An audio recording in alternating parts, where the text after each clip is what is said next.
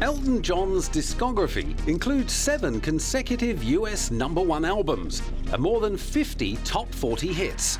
In 2004, Rolling Stone magazine put him at 49 on its list of greatest artists of all time. He's amazing. He's amazing musically, and he can play, and he has so much spirit about him. You're walking down the street, you're not going to miss Elton John, you know? But 40 years at the top of pop have not come without cost to the 5-time Grammy winner who was born Reginald Kenneth Dwight in northwest London in 1947. A piano prodigy at the age of 4, he formed his own band at 17. 3 years later, after answering an ad in a music magazine, he teamed up with lyricist Bernie Taupin, and in 1970 he struck gold with his second album. Even as his star was rising throughout the early 70s, Elton's personal life was taking a nosedive. In 1975, while on tour in LA, he allegedly collapsed from a drug overdose. In a frank 1976 interview with Rolling Stone magazine, he confessed to being insecure about his weight and thinning hair. He also stated that he was bisexual, a compromise he later confessed came out of fear of revealing he was homosexual. His ticket and record sales took a beating. Elton's response was to announce he was retiring from performing live, and he became a virtual recluse for the next 2 years. Finally, by the end of 1990, he was ready to face the fact that he was not only addicted to booze and cocaine, he also had a serious eating disorder. He checked himself into a drug and alcohol rehab center in Chicago that could also treat bulimia. While he was laying low, he lost weight and underwent hair replacement therapy, emerging with his new weave and slimline figure to score a UK #1 with his single Sacrifice.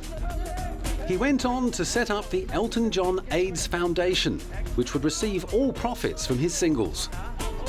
His career continued to flourish, and he found love in the arms of advertising executive David Furnish.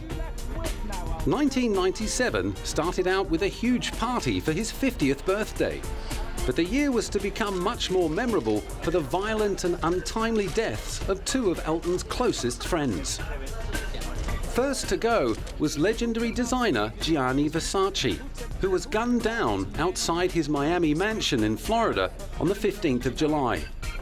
Barely had he been laid to rest than fellow bulimic Princess Diana was killed in a car crash in Paris after fleeing from the paparazzi on the 31st of August. At her funeral service in Westminster Abbey, Elton dedicated a special version of his 1973 hit Candle in the Wind to Diana. The reworked song went on to become the fastest and biggest selling single of all time, with the £55 million proceeds going to the Diana, Princess of Wales Memorial Fund. But then bringing in the revenue has never been a problem for Elton, who has sold more than 250 million albums worldwide. Hanging on to his fortune has allegedly proved more of a challenge. In 2000, he lost a multi-million-dollar court case against the company owned by his former accountant and ex-manager, John Reed. The case left him with a legal bill of £8 million, and he decided to sell the lion's share of his collection of classic cars. His love-hate relationship with the media broke down big time in 2004 on a trip to Taiwan, but the intrusive behavior of the local paparazzi sent him into a rage. We've had a great tour of the forest. We come to Taiwan, and it's thanks to you guys. Don't touch me! Touch me! Yeah, touch you. We'll throw you through the window. Things didn't improve in 2005 when Britain's Daily Mail claimed he'd banned guests from talking to him at his annual tie and tiara ball. He won £100,000 in libel damages, but was powerless to defend himself against appalling reviews of his third Broadway musical, Lestat, which was branded a musical sleeping pill. You know, a lot of what the critics said was right, a lot of what the critics said wasn't right, but we listened to what they said, and we took the points that we agreed with, and we worked on them. And we worked very, very hard, and I think the result is fantastic. However, it was all too little too late, and the show closed after only 39 performances. The same week that Elton learned his proposed US sitcom had also been canned.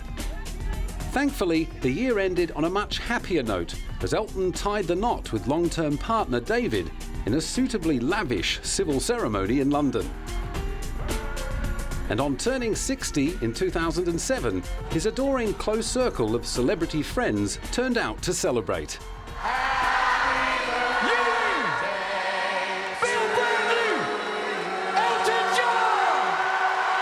I honestly feel I couldn't have asked for a better life. I mean, I wanted to be involved in music, whether it was working in a record store, whether it was working in a publisher's, whether it was writing, whether it was... I didn't envisage ever being a singer.